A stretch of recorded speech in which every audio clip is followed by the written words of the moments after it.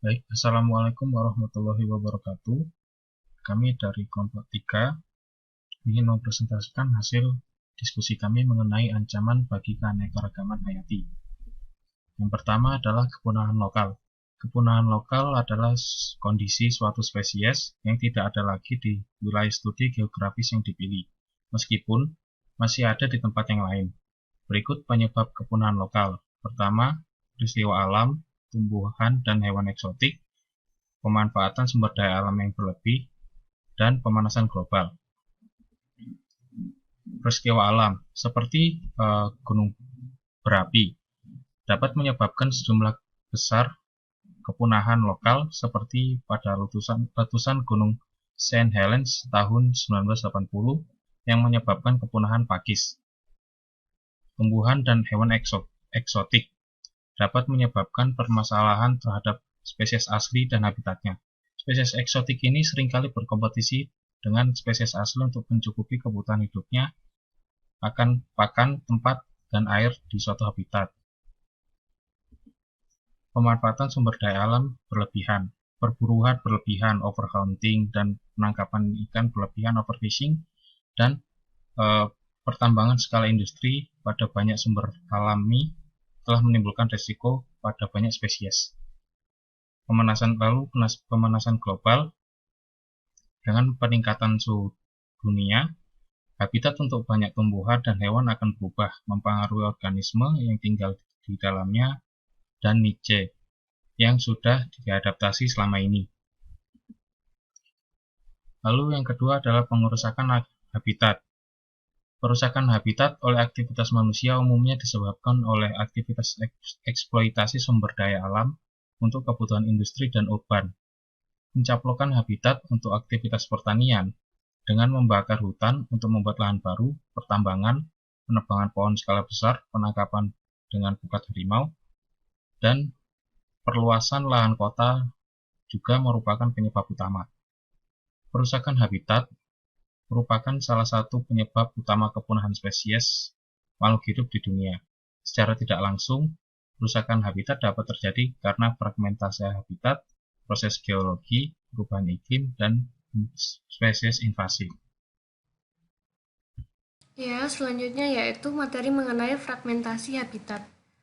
Nah, pengertian dari fragmentasi itu sendiri adalah proses pemecahan suatu habitat, ekosistem atau tipe land use menjadi bidang-bidang lahan yang lebih kecil, dan fragmentasi juga merupakan sebuah hasil di mana proses fragmentasi mengubah atribut-atribut habitat dan karakteristik suatu landscape yang ada. Untuk pengertian dari fragmentasi habitat sendiri, itu didefinisikan sebagai serangkaian mekanisme yang mengakibatkan diskontinuitas distribusi parsial spasial suatu habitat. Kemudian fragmentasi habitat itu mengubah konfigurasi spasial suatu kantong habitat besar dan menciptakan isolasi atau perenggangan hubungan antara kantong-kantong habitat asli karena terselingi oleh mosaik yang luas atau tipe habitat lain yang tidak sesuai bagi spesies yang ada. Kemudian, fragmentasi itu dapat mengisolasi individu, unit berkembangbiakan, dan subpopulasi dari spesies-spesies dalam patch interior. Nah, isolasi ini dapat meningkatkan, pertama, resiko kepunahan lokal karena peningkatan variasi ukuran populasi dalam peluang untuk hidup dan kesempatan berkembang biak. Kemudian yang kedua, fluktuasi di lingkungan dan kualitas dan kuantitas dari sumber daya. Yang ketiga, peningkatan kerentanan untuk punah dari patch yang lebih kecil. Yang keempat, lebih terisolasi jika menghadapi bencana seperti angin badai dan kebakaran. Kemudian, ada 4 cara fragmentasi dapat menyebabkan kepunahan lokal. Yang pertama, spesies dapat mulai keluar dari kantong habitat yang terlindungi. Kemudian yang kedua, kantong habitat gagal menyediakan habitat karena pengurangan luas atau hilangnya heterogenitas internal. Yang ketiga, fragmentasi menciptakan populasi yang lebih kecil dan terisolasi yang memiliki resiko lebih besar terhadap bencana, variabilitas demografik, kemunduran genetik, atau disfungsi sosial. Yang keempat, fragmentasi dapat mengganggu hubungan ekologis yang penting sehingga dapat menimbulkan sebab sekunder kepunahan dari hilangnya spesies kunci dan pengaruh merugikan dari lingkungan luar dan efek tepi. atau edge effect. Kemudian fragmentasi habitat itu dapat memberikan pengaruh merugikan pada flora dan fauna di habitat alami yang sebelumnya masih utuh dan berkesinambungan. Nah, ada dua pengaruh utama dari fragmentasi, yaitu pertama, mengurangi total luas dari habitat asal. Kemudian ya menciptakan wilayah tepi atau edge area tadi di antara habitat asal dengan landscape yang terganggu oleh manusia yang dikenal sebagai efek tepi. Nah, kemudian pengaruh fragmentasi. Fragmentasi ini ada dua pengaruhnya, yaitu positif, dari segi positif dan juga segi negatif. Dari segi positifnya itu meningkatkan keragaman habitat, menciptakan penjajaran habitat yang bermanfaat, dan meningkatkan edge yang disukai spesies satwa liar generalis. Sedangkan untuk pengaruh negatifnya itu yang pertama ada habitat yang hilang, kemudian kantong habitat lebih kecil yang mendorong pada kepunahan lokal dan isolasi. Kemudian yang ketiga ada habitat-habitat tidak lagi bersambungan, khususnya jika fragmentasi disebabkan oleh aktivitas non-kehutanan. Serta yang keempat itu jumlah edge yang meningkat sehingga fragmentasi habitat merugikan spesies interior. Nah, untuk solusi fragmentasi itu pertama menghubungkan fragmen-fragmen dengan cara menanami koridor dengan vegetasi asli.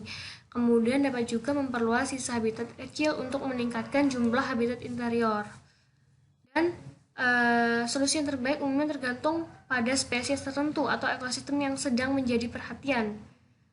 Nah, apabila misalnya seperti spesies yang lebih mobile seperti burung, itu tidak memerlukan habitat yang tersambung. Sementara untuk satwa yang lebih kecil seperti pengerat, mungkin itu lebih terbuka terhadap pemangsaan di lahan terbuka. Kemudian akan dibahas mengenai materi degradasi habitat. Pengertian dari degradasi habitat yaitu penurunan tempat hidup atau kerusakan tempat hidup dari suatu organisme.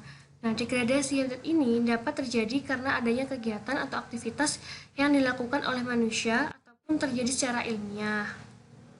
Nah, untuk contohnya itu, contoh kenyataan degradasi habitat adalah monyet hitam Sulawesi. Macaca nigra adalah salah satu spesies macaca dari 7 spesies macaca yang ada di Sulawesi.